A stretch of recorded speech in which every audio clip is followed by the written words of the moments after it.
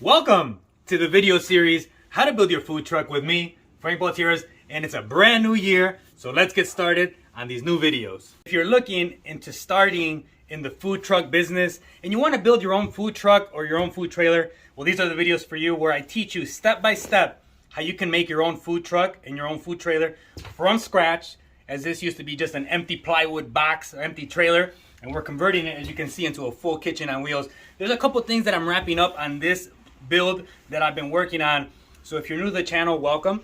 If you've been watching all my videos that I've been putting up since about last year, thank you again. And we started everything from the beginning, from the walls to the ceilings to the lights to the hood, the tables, and now we're just wrapping up small details that I want to share with you in case you're in this step of your food truck build, or you are looking into getting started on it and you just want to have the idea on how the final details work. I'm going to show you little things that I'm buying. One of them is this the little speed rail that you have right here. This is actually pretty cool. I have 3 of them in my truck.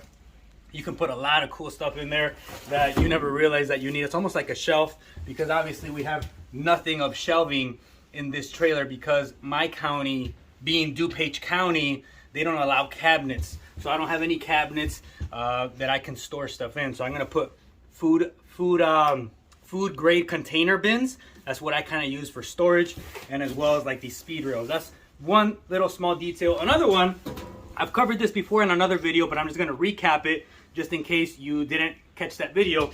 How I hold my, for example, my prep table right here so it won't be sliding everywhere as you're commuting. As a food truck, obviously, we're mobile, so we are always on the go. These little critters right here, task quick support rod. You can get different lengths depending on your equipment. This one's 2'6" to 4'6", and you kind of just stretch it like this, as you can see there. And then you just kind of spin it around. And then this holds the table, like this prep table. As you can see, it presses like this, and you can see it holds it all together. And this is what I use when I'm commuting. I put one where my prep fridge is, and I put one towards the front on my cooking equipment. That's a nice little detail that you will need towards the end of your food truck build. Quick support rod that you just kind of spin off, and then you just kind of store it away, and then you cook your food, do your thing, and then you're off on your way. And don't forget to put that right back before you leave. That's something that you need there. A comment that I received from somebody as well is, how do you attach your tables to the floor and to the wall? Well, that's a great question, because actually that's what I'm doing right now. So here, these work tables usually come with a different kind of leg. You have to buy these flange feet, and when you buy these flange feet, I have these stainless steel number 12 3/4 inch self-tapping screws that I use quite a bit. And all you do is you go right there, you secure that right there. I'm gonna put another one right there. That's how you secure it to the floor. And then how you secure it to the wall is you just pre-drill into the table, and then you secure it to the wall just like you would a regular shelf. So you can see this thing is literally not going anywhere. So that's kind of how I secure my tables. Another thing when I'm doing this is the lights. What kind of lights do you buy? I like the slim LED lights. Anything that's slim, low profile is my favorite. And because the electrical world has changed so much, now these LED lights are phenomenal. They call them the slim pancake lights. These are the ones that I like, because they have like little ears that almost grab onto the, you can even use this in your house. We do a lot of these in projects, because I do a lot of electrical work as well. We use these in projects that we do remodels on, because you just cut the hole, and this little box right here goes into the ceiling, and it just attaches there, and it's a nice slim LED. And as you can see here, it keeps it really flush to the ceiling. That way you don't hit your head or something on there. So that's another one.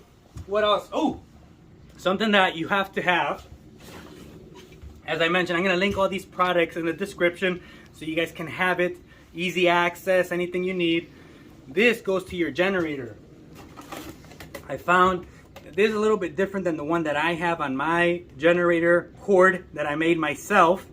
but I saw this one and I thought it was pretty cool. It's a Camco 30 amp, and that's what you hook up to your generator. I use a Westinghouse generator, inverter generator. That's what I use.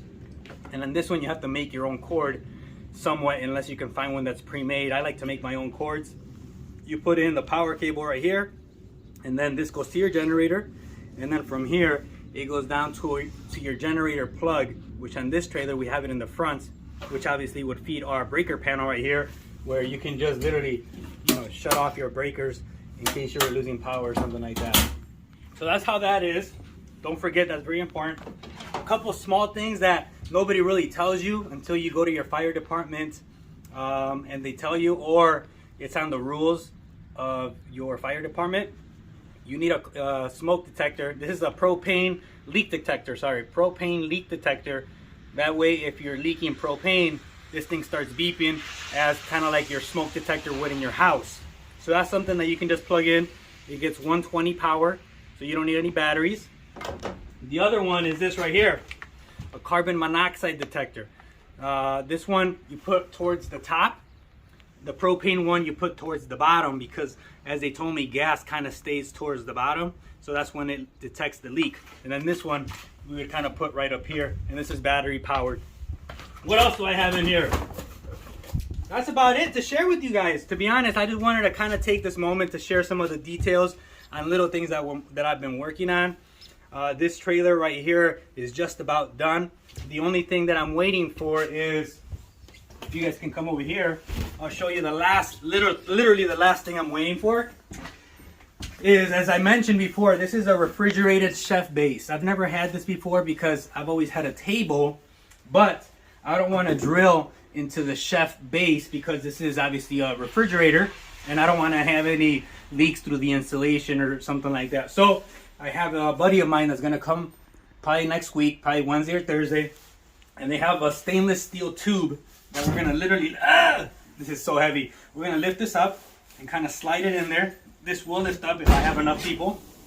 So we're going to put a piece of tube right here, and we're going to give it a couple tack welds on here, and that's what's going to hold this one and that one up over there, the burner. That way they're not moving around everywhere. And down here, I don't think you can see it, but on the refrigerated base, on the wheels, I put this. You guys can see, I put little rubber wheel stoppers, and that right there is to help the wheels from sliding. And that's about the last details that I have on this food truck build. I am going to start another one all over again because I want to share every detail in case I miss something. You guys always have great questions and great comments. Please continue to drop them in there, and I get to each and every one myself. Again, Frank Baltieres on how to build your food truck. And on today's video, I was just doing a quick recap of the little small materials that you need towards the end of your build before you take it to your inspection. And I also tested out the plumbing. Let me link that little video where I did a test run on my plumbing, and good thing is we had no leaks. So again, thank you for subscribing. Thank you for watching, for sharing. We'll see you on the next build where we're going to be putting up those can lights, actually, because that's why I bought 4 of them. So let's get to it. So as the day's a little bit warmer now, we have the opportunity to be able to fill up the water tanks and be able to test out to see if the actual water pump works, if the water heater works. I put my propane tank here temporarily just to make sure that it works or whatnot. But you guys are about to see this firsthand. I've never tried to pump the water in this food trailer as of yet. So if something happens, water starts flying all over the place, just know that we're both seeing it at the same time together. All right, so I even forget how this works. I have my water tank. If you guys can see, I have my water here hooked up. I haven't hooked up my vent yet, so don't worry about that. I will hook it up before. I have a little shut-off valve right here that I'm going to turn on, because then that'll open up the pressure to be able to go up to the pump. This right here, my water pump is hooked up to a switched outlet, which is connected up top right there. So once I flick that on, all of this is going to turn on. My propane is on the changeover, on the crossover changeover. So I'm going to turn on my valves over here. So as of right now, if I am correct, my propane water heater has propane feeding to it. There's batteries that go right here that come with the water heater. It's almost like for the igniter. but boom, boom, that looks good. Let's see if it works. Uh-oh, the moment of truth. The moment of truth. You guys ready?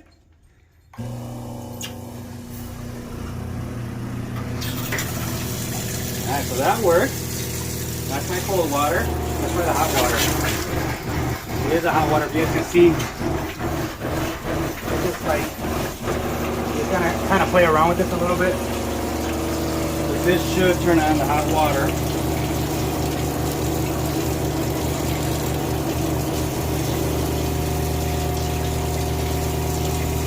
I want to test out every single drain. Make sure that I don't have any leaks. Come on, hot water.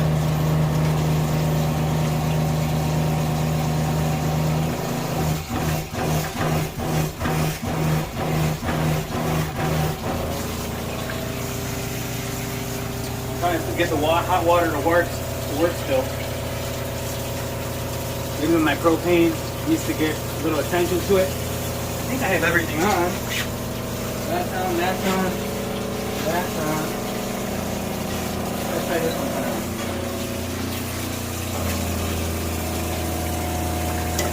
Okay, that's good.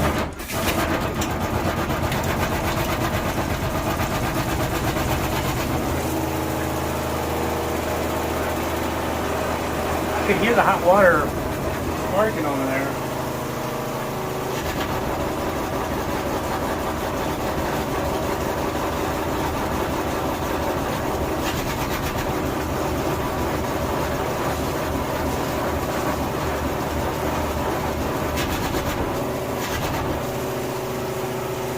Alright, so we gotta troubleshoot a little bit just to get the hot water going. Maybe my propane is not on as much as it should. But for now, we can see we don't have any leaks going on. At least that's half the battle right there. You guys can see all my stuff here. I got all my drains. You guys see any water leaks? Because I don't.